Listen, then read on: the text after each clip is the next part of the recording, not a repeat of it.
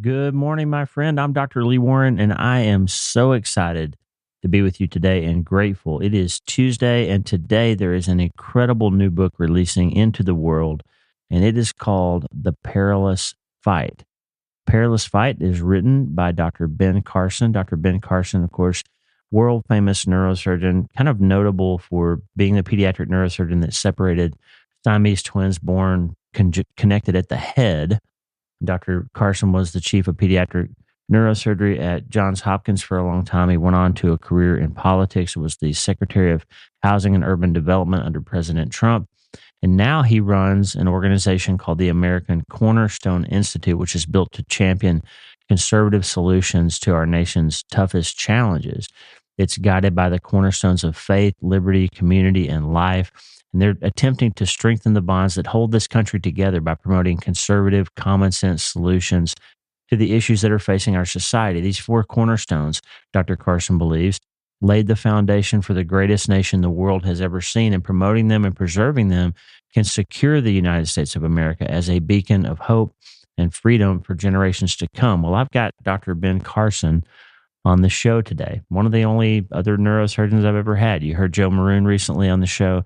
I've had Jay Wellens on the show before to talk about his book, but there's not that many brain surgeons that sit down and talk to each other on podcasts. And I'm so honored and grateful to have a chance to talk to Dr. Carson about his book, The Perilous Fight. How can we restore the American family? One of the cornerstones that he believes is the secret to getting our country back on track. And if you are concerned about the way that America is going right now, if you believe that America is important in helping the world, not only in security, but in leading the fight for traditional families and faith, then Dr. Carson will help you. He's got a great message, and it was a considerable honor to have a chance to talk to him.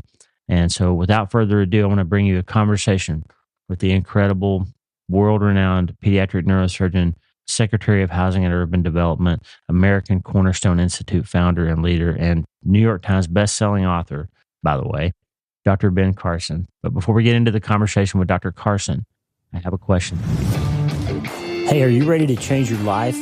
If the answer is yes, there's only one rule. You have to change your mind first. And my friend, there's a place where the neuroscience of how your mind works smashes together with faith, and everything starts to make sense. Are you ready to change your life? Well, this is the place, Self Brain Surgery School. I'm Dr. Lee Warren, and this is where we go deep into how we're wired, take control of our thinking, and find real hope. This is where we learn to become healthier, feel better, and be happier. This is where we leave the past behind and transform our minds. This is where we start today. Are you ready? This is your podcast. This is your place. This is your time, my friend. Let's get after it.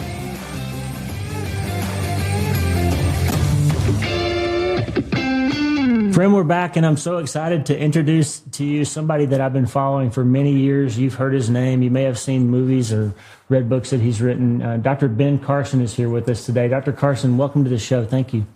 Well, thank you, Lee. It's wonderful to be with you, to be with a fellow neurosurgeon. Yes, sir. Am I the first brain surgeon that's had you on their podcast? I've had brain surgeons on my podcast, but this is the first time that I'm the guest. There you go. Very good. Sir, before we get started talking about this very important new book that you've written today, would you mind leading us off in prayer? Absolutely. Our Father in heaven, we're so grateful for this opportunity to reach out to people all over the country to talk about you and the goodness that you have provided in all of our lives. Amen. And we ask that you would guide this discussion and make it beneficial. In Jesus' name, amen. Amen. Thank you, sir. Well, Ben, I'm sure that most everybody listening to us today knows who you are, and I've introduced you already, but just in case there's somebody that's living under a rock somewhere and doesn't know who Ben Carson is, would you give us just a high-level overview of your life and your story? Yes. I grew up in Detroit. My parents both came from Chattanooga, Tennessee. My mother getting married when she was 13, wow. Having been a member of a very large family, getting less than a third grade education. Some years later discovering that my father was a bigamist. So she had the dubious distinction of raising us by herself in the inner city. And but she was an amazing person, perhaps the wisest person I've ever known. And she was the one who insisted that we turn off the TV and start reading books. And all of her friends said, "You can't make boys stay in the house reading books. They'll grow up and they'll hate you." And I would overhear them and I would say, "You know, they're right, Mother." But it didn't matter. We still had to do it. But it was amazing for me because as I read stories about physicians and scientists and entrepreneurs and explorers, I began to understand that the person who has the most to do with what happens to you in life is you. And I kind of threw away the victim mentality and stopped listening to all the people who said, "You can't do this and you can't do that," and the system stacked against you. Just forgot about all that. And so did my brother. And I think my mother had the last laugh because one son became a brain surgeon and the other became a rocket scientist. So Wow. maybe she knew what she was talking about. But you know, going on from inner city to Detroit to Yale, and then to medical school at Michigan, where I intended to become a psychiatrist, but the neurosurgeons there were so spectacular, and they told such great stories that I decided that that was the way I should go. And I started out as an adult neurosurgeon, but quickly moved to pediatrics because you could do so much more with a pediatric brain and get away with it because of plasticity. And, you know, I was fortunate to be involved in a lot of very high-level cases. It was interesting how the Lord prepared me for that because when I finished my residency, I was given a chance to go to Australia. And I said, "Australia? Are you kidding me? I don't want to go to Australia. That's another, you drill a hole from Baltimore, you come out in Australia." But, and also I had heard they had a whites-only policy. But it seemed like every time we turned around, there was somebody saying, "Good night, mate. How you going?" I kept running to Australians everywhere, and there are all these specials on. And I said to my wife, "I think the Lord wants us to go to Australia." So she did some research. They did have a whites-only policy, but it was an unofficial policy, and it had officially been abolished in 1968. Wow. So this was 1983, so we sold all of our earthly goods, and off we went to Australia. And our friends said, "You'll be back in 3 weeks." But little did they know we didn't have any more money, so we couldn't come back. You had to stay. But we had a wonderful time there. The Aussies love Americans. And there were only 4 neurosurgical consultants in all of Western Australia. Wow. And once they discovered that I knew how to operate, they kind of left me in charge of the major teaching hospital while they went out to the private hospitals. And instead of, if I had stayed on at Hopkins, I'd have been the low man on the totem pole, got to do what nobody else wanted to do. Here I was doing 3 or 4 major craniotomies every day. So wow. Did that for a year. When I came back in a position to open up for chief of pediatric neurosurgery, usually at Hopkins, they would go out and get somebody with a lot of gray hair and a big name. They said, "Carson's only 33, but my God, he can do everything." So I got the position. And then that put me in a position to do a lot of other cases. And early on in that experience, you know, a case came to me that everyone said was hopeless. And it turned out after a couple operations that that young man not only survived, but he's a minister today. Wow. But I realized at that point that it really wasn't me.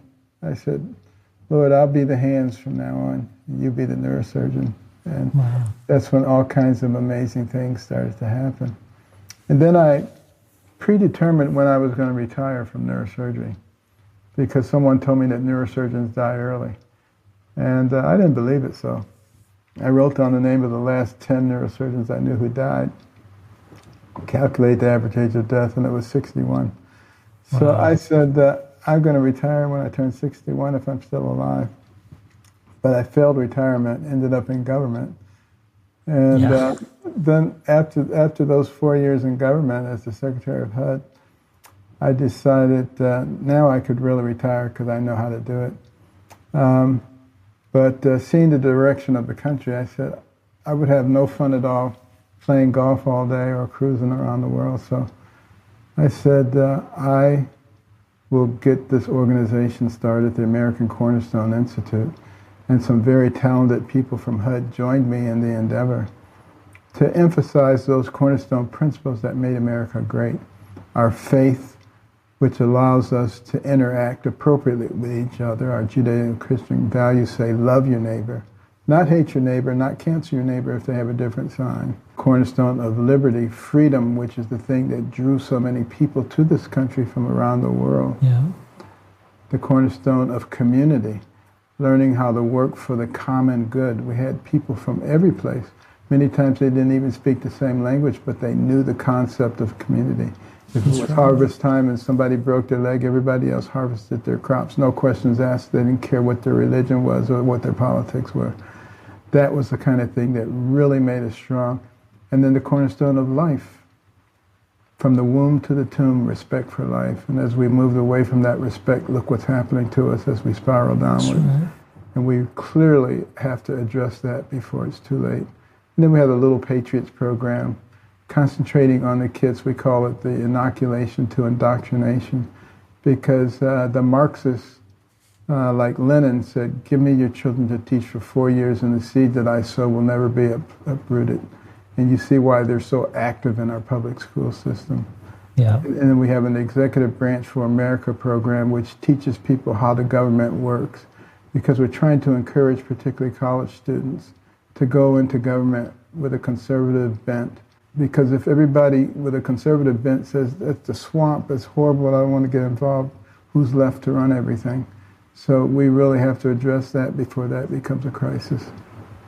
That's right. Do you think in some ways that's we're reaping kind of what we sowed 40 or 50 years ago, when it feels like conservative Christian families sort of discourage their kids from going into teaching and politics and academics and that sort of thing?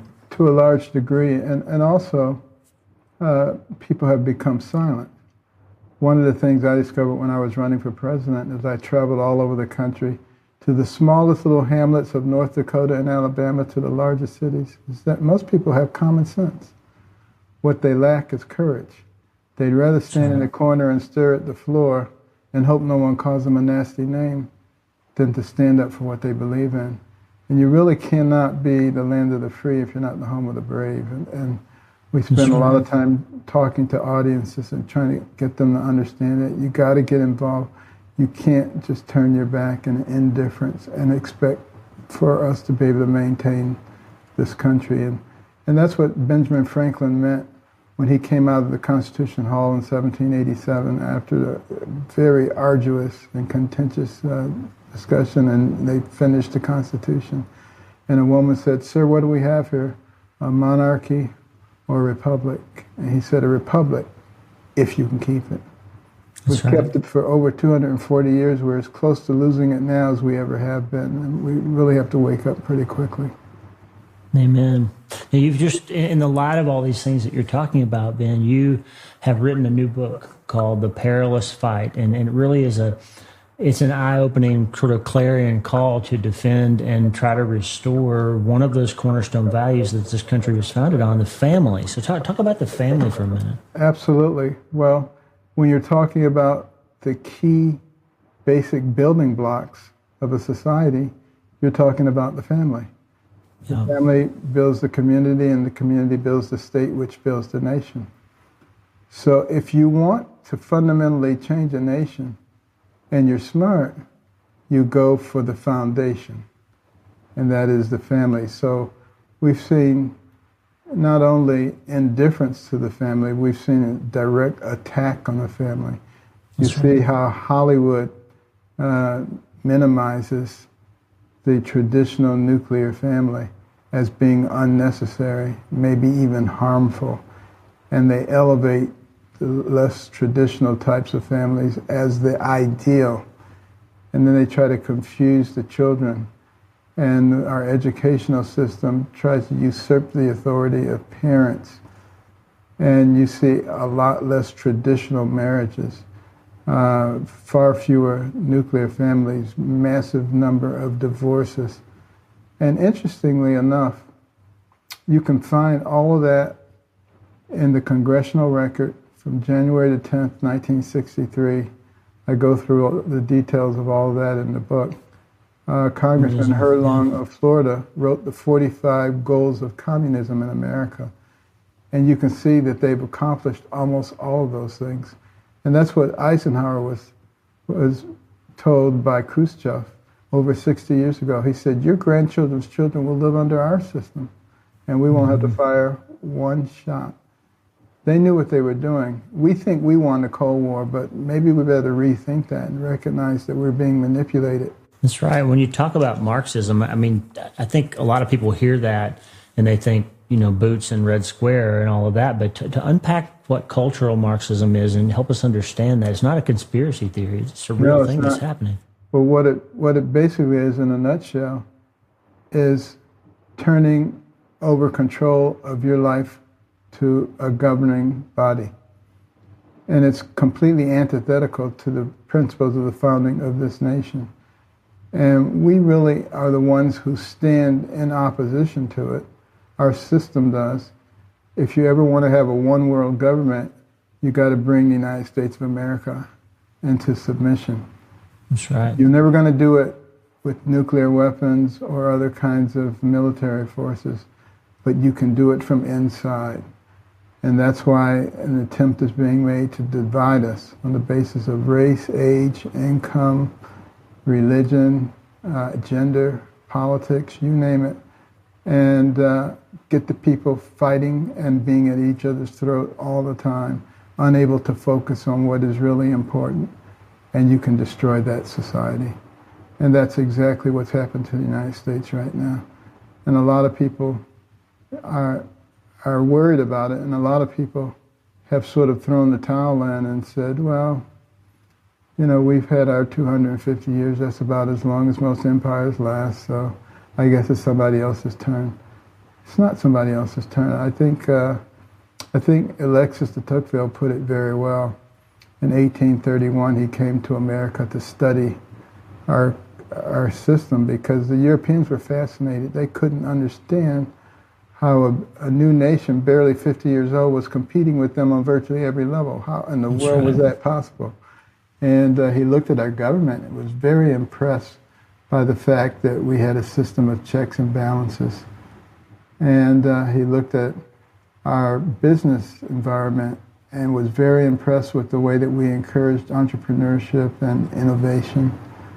And then he looked at our school system and he couldn't believe that he could go out into the woods and find a mountain man who could read, who could tell him about the Declaration of Independence. And if you really want to be impressed, take a look at a sixth grade exit exam from 150 to 200 years ago, what you had to know to get a sixth grade certificate. It is very impressive. And you compare that to today, you see those man on the street interviews. They ask people really simple questions, and they have no clue what the answer is. That's right. Well, that always happens before a country turns socialist or communist. They dumb down the population because you have to have people who are accepting of what you say.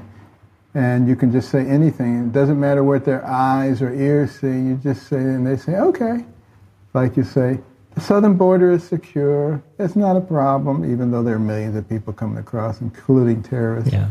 And some people say, oh, the government said it was okay. You have to have people like that in order to fundamentally change a society. Yes, sir. And then he looked at our pulpits. He looked at our churches. And that's what impressed them more than anything else, the sermons that were coming from those pulpits, which really laid down the gospel and was so powerful that they encouraged a ragtag bunch of militiamen to defeat the most powerful military force on earth. That's right. And when he finished his 2-volume set called Democracy in America, he ended by saying, America is great because America is good. Wow. And if America ever ceases to be good, she will cease to be great. And that's what we're struggling with now. That's right. Wow. That's powerful. I was going to say, we get an email once in a while from a listener who asks a question about politics, like how should a Christian view or interact with politics, and especially in this day and age, because it seems like when Christians speak up and try to get involved in politics, they get labeled. You're a Christian nationalist, or you're this or you're that. Like, so how should the average person out there look at politics? How should we pray for elections? What should they do? Well, they should pray for wisdom. The Bible says, be wise as serpents and humble as doves. You got to know what's going on. You got to avail yourself of knowledge. And then you have to know how to interact with people. Not in a holier than thou fashion, which is a major turnoff, but in a way of understanding. You know, what Jesus did, he certainly dealt with politics. He frequently just asked people questions. Yeah. Which helped them to illuminate the subject very well and understand what the point was. Because a lot of times people argue without actually knowing what the point of their argument is. That's right. You need to be very clear about that.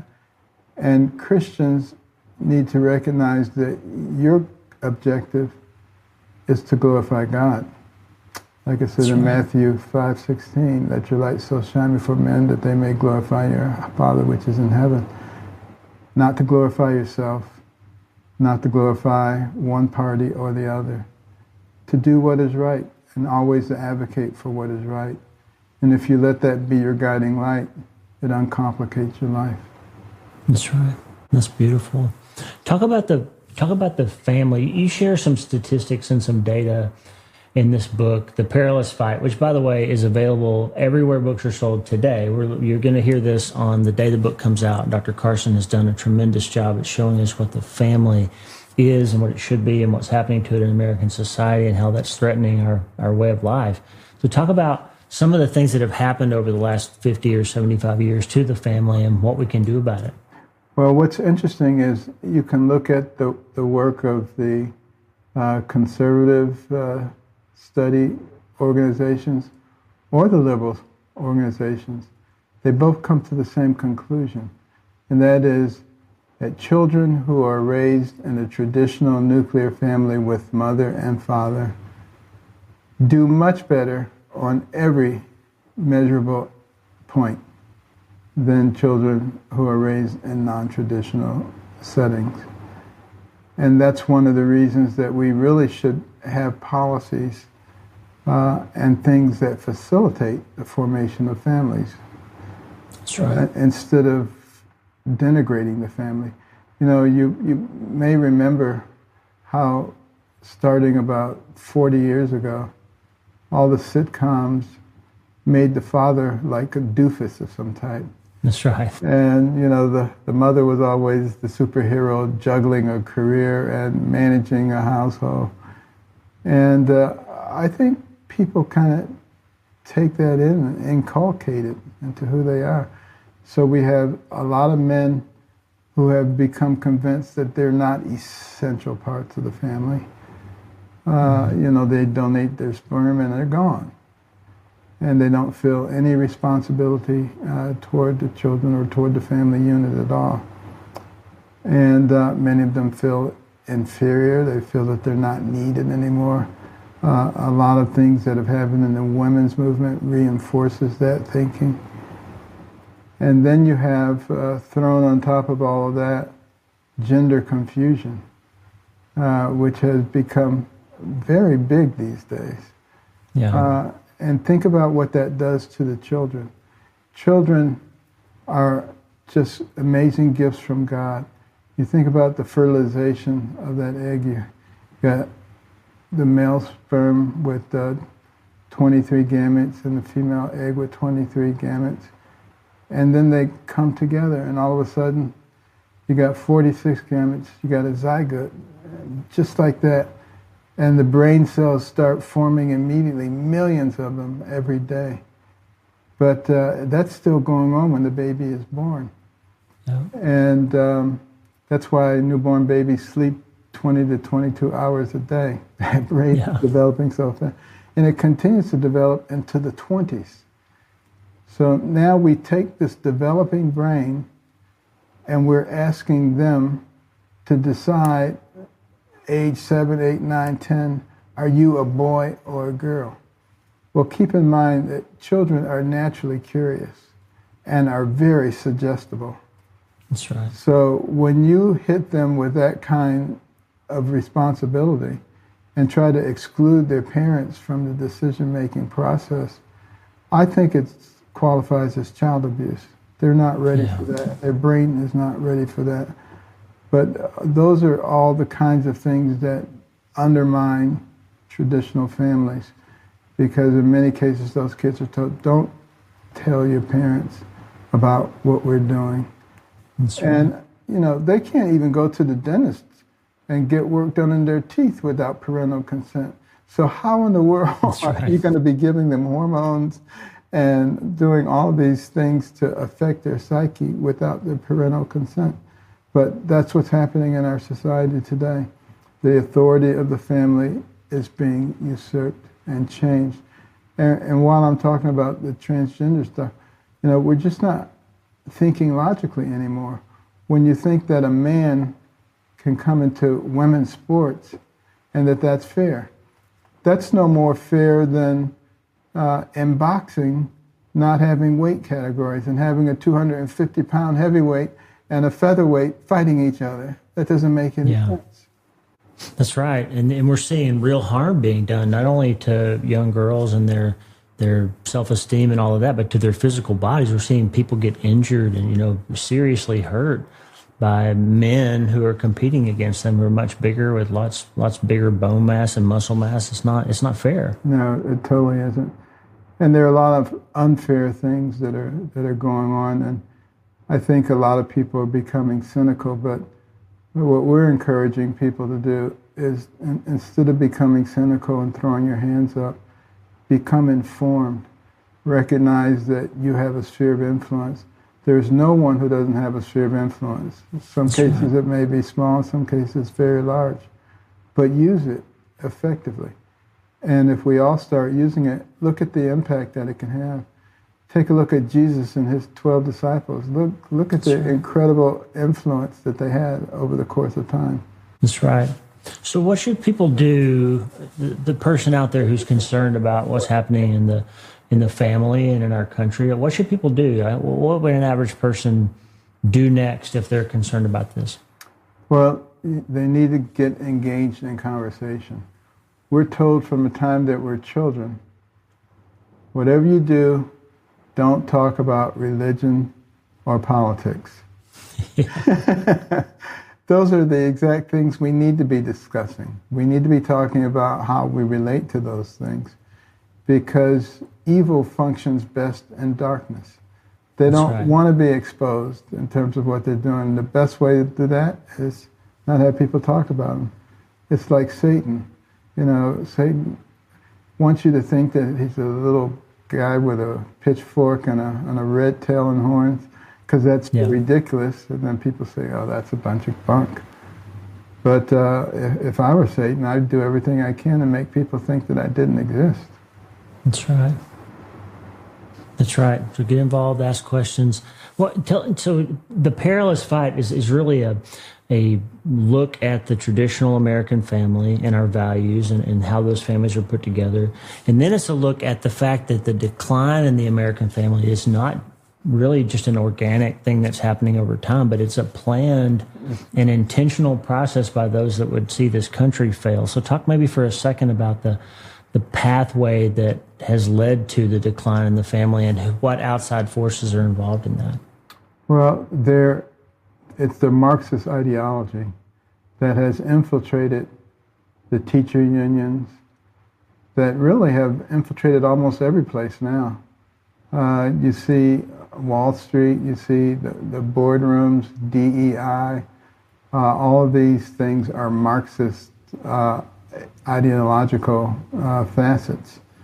Because if you can remove the concept of personal responsibility and excellence and replace it with government responsibility and equity, as they call it, the same outcomes for everybody, then you've planted all the seeds that are necessary to fundamentally change this nation. And there's a huge effort underway right now. Everybody thinks that this is something that has just occurred, but as I said, you can go back and look at the congressional record 60 years ago and see that the seeds for all of this was being laid at that time, including taking sexual perversion and making it normal, natural, and healthy. Those are the words that they use. And that's exactly what's happening to us as we completely lose our morality. And it also talks about the churches and infiltrating the churches and replacing the real gospel with the social gospel. And that's why you see so many of the churches today with their finger in the air, trying to see which way the wind is blowing and trying to accommodate what's happening in society as opposed to helping to structure the rules so that people actually know what's right and wrong. Now you hear people using terms like my truth and your truth instead of the truth. And obviously, if we don't have any standards, we're going to deteriorate, and we see that happening. You look at all the criminal activity that's going on now because people no longer respect each other, respect each other's rights, and it's becoming extremely unsafe. But that's a part of Marxist ideology for changing a society also. You have to get the people to the point where they say, this isn't working. We need something else. Our system works very well if you enforce the law. But obviously, if you don't enforce the law, you get the kind of chaos that we're seeing, and this is just the beginning of it. And then you have to be concerned also about how people are feeling unsafe because of the people who are coming into our country and are not being screened, and in many cases are dangerous individuals. All of that contributes to creating an atmosphere of uncertainty and fear, which facilitates the kinds of change that would be needed in order to turn the United States into what the Marxists want. And no one should be comforted and think that there's no way they can ever do that to us. Think about it. 20 years ago, would anybody have said the things that are going on in our country right now would be going on? No. They would have said, that's ridiculous. That never happened in the United States. And yet here we are right in the middle of it. Wow. Now your book starts in a pretty heavy place. I almost said dark, but it's not a dark place. You just started by describing what's happening, what's been happening. But then you turn towards hope. And I think it's a really powerful message that you give us, like especially for somebody listening who has been through a divorce or who wasn't raised in a traditional family like you. I mean, you weren't raised in a traditional family, right? But there's great hope there anyway. Like, talk about how do we find hope in all this, Dr. Carson? Where do we find hope? I bring that up in the book. I said, obviously I was raised in a single-parent home, but then you revert to the principles. For instance, in my home, my mother, who if anybody was a victim, she was one, but absolutely would not accept the label of victim in any way, shape, or form. Never made excuses, and as a result of that, I think laid an example for us. She never accepted excuses from us. And if we made an excuse, the next thing out of her mouth was a poem, Yourself to Blame, which I put in the book. You're the captain of your ship. When things go awry, don't blame others. You have yourself to blame. And that way, you start looking for solutions. When there's a problem, instead of looking for someone to blame, you start looking for solutions. And that's the real key to us as a nation, getting out of this morass that we're in, and for individuals to get out of difficulties that they're in. Find solutions. That's why God gave us, I don't have to tell you, these amazing brains that can That's right. process 2 million bits of information per second, that never forgets anything you've ever seen or heard.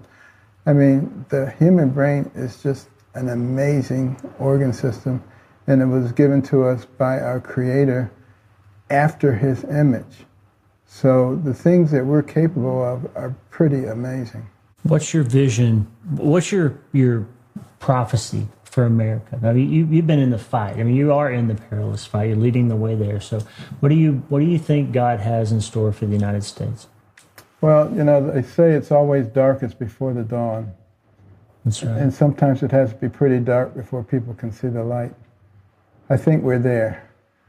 And we tend to be a very reactionary country. We're not like China that has long-term planning. We tend to react to what's going on. So I think we will react to what's going on now with a tremendous swing in the other direction. I think we have to be just as vigilant to make sure that that swing does not go too far, that we don't start trying to legislate morality and controlling people's lives, because we'll look back at this time and say, see what happens when you let those people get some power. So we're going to have to manage this in a very godlike, Christ-like manner, or we could actually wind up in an even more difficult situation if we find ourselves being totalitarian and trying to legislate how people behave. Well, I think that's well said, and I think that a lot of people were disappointed in President Trump's recent statement on his views on the pro-life issue. But I found myself saying, gosh, I would love to have a more staunchly pro-life government, but the problem is we're a constitutional republic, and our driving principle is supposed to be that the states make those kinds of decisions. So I actually felt like his answer was consistent with that of a conservative position of governance. Yeah, well, you have to get to first base before you can get to home base when you're playing baseball. And if your stance, your position is such that you never get to first base, then you obviously will never score. So that's right. When I said before, you have to be as wise as a serpent and humble as doves.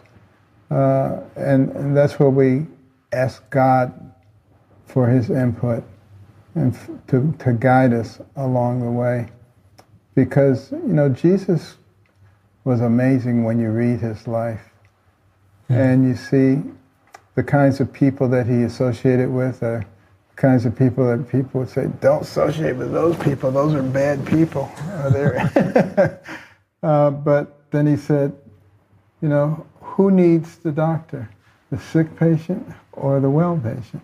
Who needs the hospital? And we should be thinking about that in the way that we treat people, and we should always treat people with love and kindness, understanding, recognizing that people get where they are because of circumstances that have occurred in their lives. And you can be one of those circumstances that helps people to find the right direction. That's right. What do you think as your prime aim for the book that you've written and worked so hard? I mean, we've both written books, and it's a hard job. It's harder than brain surgery, I think. What do you think you want people to get from the Perilous Fight? I want them to realize that we are in a fight, that it is no longer satisfactory just to sit back and to be a critic. But, our country was born in the crucible of conflict, and it will only be preserved if we get into the fight. Recognize that there are people who want to fundamentally change us into something else, that the mechanism for doing that is to destroy our foundation, which is our families. That we have to understand who our enemies are. And that's what I want this book to show. I think it demonstrates quite well who is behind all this and how they are trying to manipulate us. And we get to decide. Are we going to let them win? We are not enemies, I like to say. W-A-N-E. We are not enemies. Wane. For a long time, we allowed hatred and division to wax. Now it's time for it to wane. And each one of us has a part to play in doing that, not allowing ourselves to be manipulated. And that's what I want. I want people to come away from this with the fighting spirit and recognizing that this is the United States of America. We're not like everybody else. We've not been from the beginning. Our founding document, the Declaration of Independence, says that our rights come from our Creator. They don't come from government. And we need to understand that and move forward like the kinds of people who made it possible for us to have this great nation. Amen. How can people connect with you, Dr. Carson? AmericanCornerstone.org is our website. And from that, you can navigate all around. You can go to Executive Branch for America, Little Patriots, My American Story, My Anwar American Story, which interviews a bunch of people who've come from socialist and communist societies and in very difficult circumstances and have achieved the American dream. And how did they do it? And what did they observe? And in many cases, what do they see that's very disturbing to them right now that's happening in this country that reminds them of the places that they came from? And the other thing that I should mention to people is all of our programs, when you look at the website, you can say, wow, this is a very elaborate program, it's very expensive. And you'd be right, but it's free of charge. Because we've gotten wonderful patriots from across the country to underwrite the programs so that we can offer them to everybody. Outstanding. Dr. Carson, you've lived a life of service both to your patients and to all of us in this country and the whole world, and we're so grateful for the work that you do and are doing and the light that you're shining. Can't recommend The Perilous Fight highly enough. Friend, we have a gift from the publisher. We have 3 copies of the book to give away. You can send an email, lee@drleewarren.com, with your name, mailing address, and zip code. If you want to be considered for one of Dr. Carson's books, we are giving away 3 copies of The Perilous Fight, available now everywhere books are sold. Dr. Ben Carson, thank you, sir, for your time. God bless you. And thank you, Lee. You've been fantastic. Thanks for being a patriot. And I'm proud to call you a colleague in medicine. What a great conversation with Dr. Carson. I'm so grateful that he took the time to be with us. Check out The Perilous Fight, his new book that's releasing, available everywhere books are sold today. Don't forget to support your local booksellers. And we do have 3 copies of Dr. Carson's amazing book to share with 3 listeners that we will select in 48 hours. So write in to lee@drleewarren.com with your name, your physical address, and your zip code if you'd like to be included in the drawing for a copy of Dr. Carson's book, graciously provided to us by the great folks over at Zondervan. Pray that this conversation was helpful to you. Please check out The Perilous Fight and Dr. Carson's website, the American Cornerstone Institute. It is a wonderful organization doing great work to restore traditional American values to our families, our communities, our schools, and our whole nation. God bless you, friend. I hope this was helpful. We will see you again tomorrow on Wildcard Wednesday. Remember, you can't change your life until you change your mind. And get in the perilous fight. It's worth it. It's necessary. And it's time to get after it. God bless you. And don't forget, you can start today.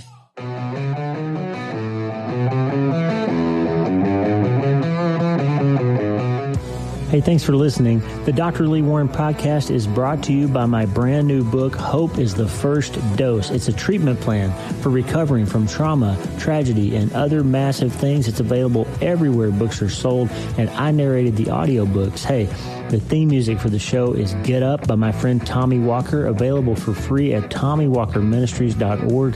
They are supplying worship resources for worshipers all over the world to worship the Most High God. And if you're interested in learning more, check out TommyWalkerMinistries.org. If you need prayer, go to the prayer wall at wleewarrenmd.com/prayer, wleewarrenmd.com/prayer, and go to my website and sign up for the newsletter, Self-Brain Surgery, every Sunday since 2014, helping people in all 50 states and 60-plus countries around the world. I'm Dr. Lee Warren, and I'll talk to you soon. Remember, friend, you can't change your life until you change your mind. And the good news is you can start today.